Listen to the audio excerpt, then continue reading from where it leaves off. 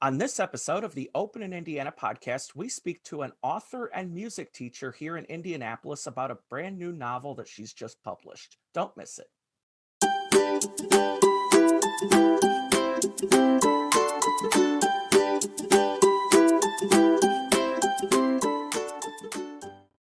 Hey everyone, welcome to the Open in Indiana podcast. I'm Ryan Henry, idea guy for Open in Indiana. And on this episode of the Open in Indiana podcast, we meet Anita Tiemeyer, author and music teacher here in Indianapolis. Anita, how are you doing today? I am doing great, Brian.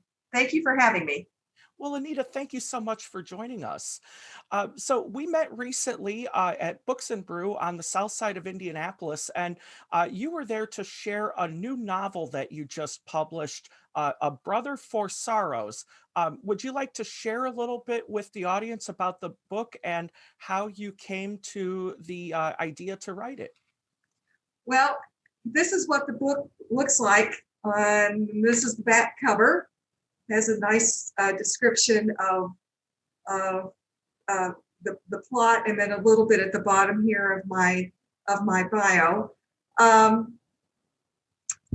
This book is part of a longer series of books that involves a protagonist, Joe Kaufman, and he was a child Holocaust survivor, specifically from the Buchenwald concentration camp. This particular book starts when Joe is a grad student in history at Indiana University. The setting is Bloomington, Indiana, and starting in 1962. The story follows Joe, who meets a freshman music major, Robert Stangarden, and through no fault of each of their own, they run into Robert's parents, who Joe recognizes as being actual Nazis that he knew from the Buchenwald concentration camp. So the story follows a physical attack on Robert by his father, Henry Stangarden, who was the Nazi in the camp. And this is the book basically is how the Stangardens and Joe try to keep this awful secret about them being Nazis in the concentration camp. There's several big courtroom scenes. It is a courtroom drama. And at the end, there is a happy ending at the end. But one family is completely shattered, but a new family is created out of the ashes of the memories of Buchenwald. So it's an exciting book. It's intense. There are some serious issues that are addressed, such as mental depression and suicide. But again, there is a happy ending at the end. And so, Anita, where did the original idea come from to write this story? Well, because it's part of a larger story that takes Joe Kaufman from the time he's 6 years old all the way through his death in his 70s. It follows his struggles throughout his life in dealing with his memories of Buchenwald. This specific book is just taking this time in his life when he is training to become a history professor at IU. And this is how he's introduced to Robert Stangarden. And again, I don't want to give away too much of the storyline, but how this relationship between these two develops into something that neither one of them had anticipated. And so, Anita, you did some pretty significant historical research when writing this book, correct? Absolutely, yes. This whole book is 10 years of research and traveling around the country, taking personal interviews on the phone, tons of reading, visiting the Holocaust Museum in Washington, D.C., which is an extraordinary experience in and of itself. And the original beginning of the story takes place in Ithaca, New York, just right after World War II in April of 1945. And I went to Ithaca and spoke to many, many people who had lived during that time or their parents had lived. Because as interested in history myself, I love history. I wanted to make sure that this novel and that my series of novels has historical legitimacy. Yes, the story, this is a fictional story, but the backdrop of the Buchenwald concentration camp is historical reality. And that is one of the big things that I want the readers to be aware of as they read my book. And so, Anita, since you're also a music teacher, you worked a love of music into your character's personality. Is that correct? Oh yes, yes. And this goes back to even after Joe was rescued from the Buchenwald concentration camp, and he ends up in a home in Ithaca, New York. He starts out with piano lessons, and then he ends up being a fantastic clarinet player. But he treats music in his life as a hobby. And however, freshman music major, Robert Stangarden, obviously because he's a freshman music major at IU, he is absolutely committed to his French horn and to music. He wants to be a band director and a professional musician. So I draw heavily on my own experiences as a music educator and professional musician, and I weave that into the book, all with to the last details of the music annex building there on the IU campus as it looked in 1962, 1963. So there is a lot of specifics that readers who may have attended IU, may have been even music majors, they're going to find some real connection to my book as I describe these different scenes. And so, Anita, what is the takeaway that you hope readers will get from reading your book? This is a very important question, and this is something that is very dear to my heart. Particularly, even yesterday, I mean, this whole month is when Jewish people and those associated with Judaism, April is a month of remembrance of the Holocaust. Anti-Semitism is on the rise. And I read on the news article after article of polls being taken of people, particularly under the age of 40, people who have never even heard of the Holocaust. And if they did, they know little, if nothing about it. And I find that appalling. I absolutely find that appalling, because the rise of anti-Semitism now in this country and the divisiveness and the attacks on minority groups as a whole, showing the rise of bigotry, anti-Semitism in this country is something that is real and needs to be addressed.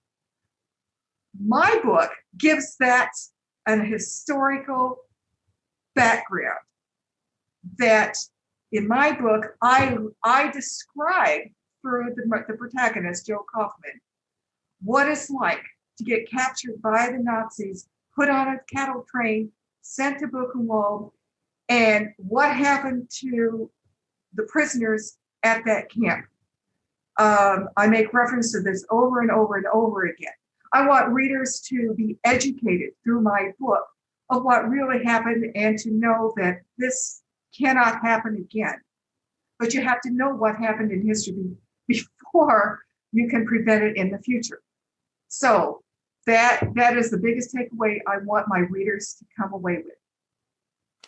And so, Anita, your love of writing started long before you even started this book, correct?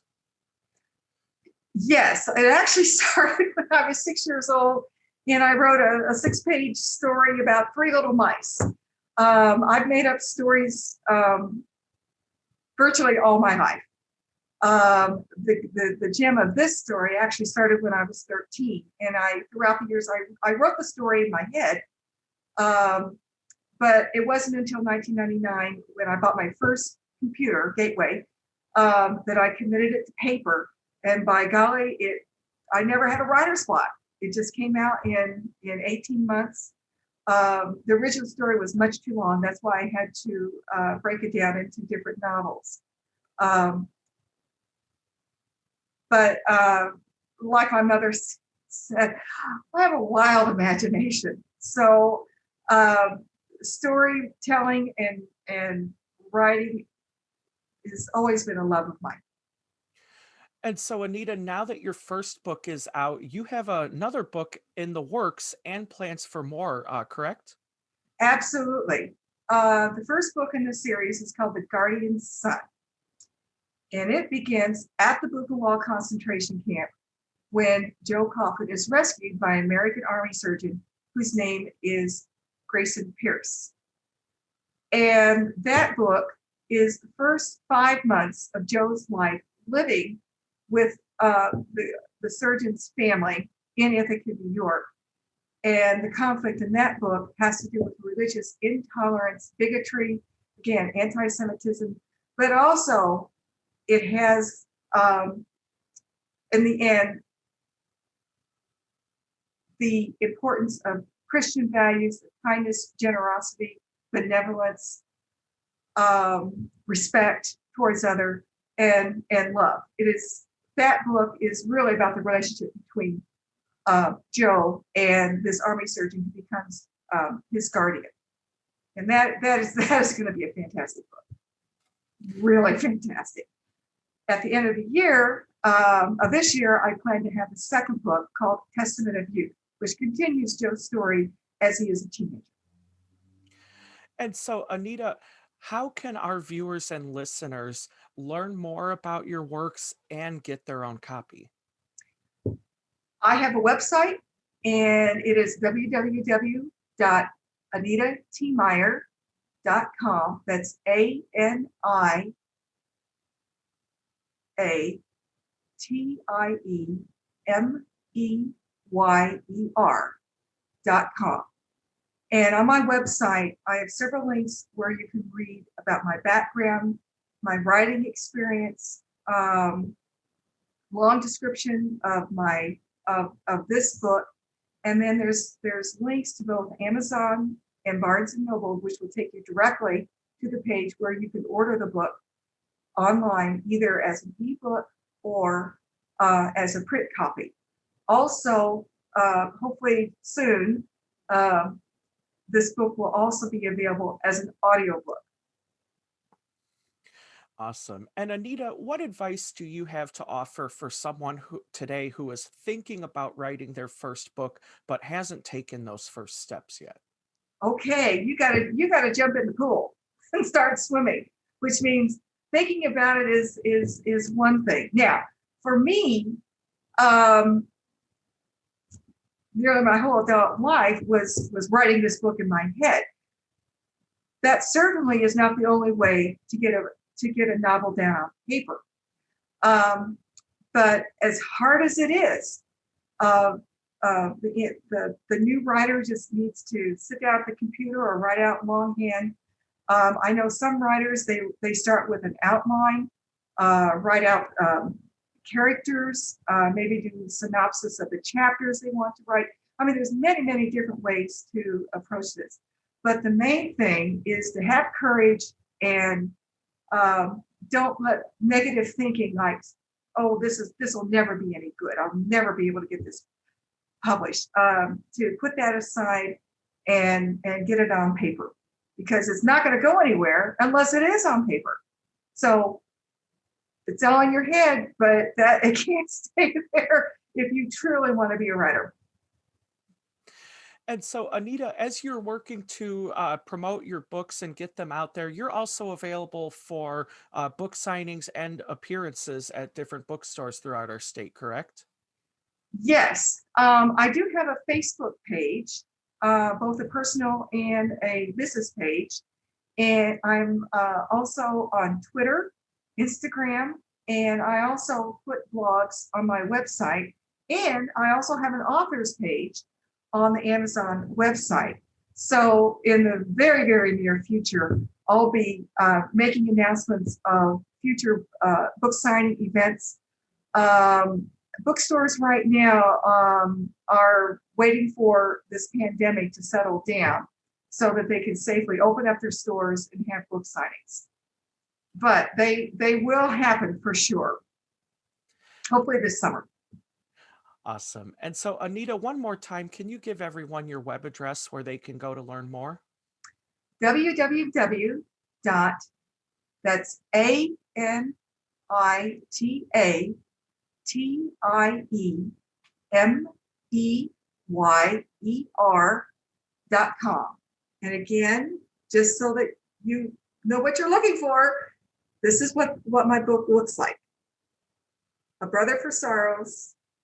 And it's a little less than 300 pages long. And in the back of the book is contact information to my website and my Gmail address. And I welcome reviews. And anytime anybody wants to contact me with their feedback, complaints, encouragement, comments, I welcome it all because that makes me a better writer. And I appreciate it. Awesome. Well, Anita, thank you so much for being today's guest. And to everyone watching and listening, thank you for catching this episode of the Open in Indiana podcast. Catch our next episode soon. Thanks for listening to this episode of the Open in Indiana podcast. If you enjoyed listening, subscribe to us on YouTube, Apple Podcasts, Google Music, iHeartRadio, or on our website, openindiana.com/OII podcast. Thanks for listening.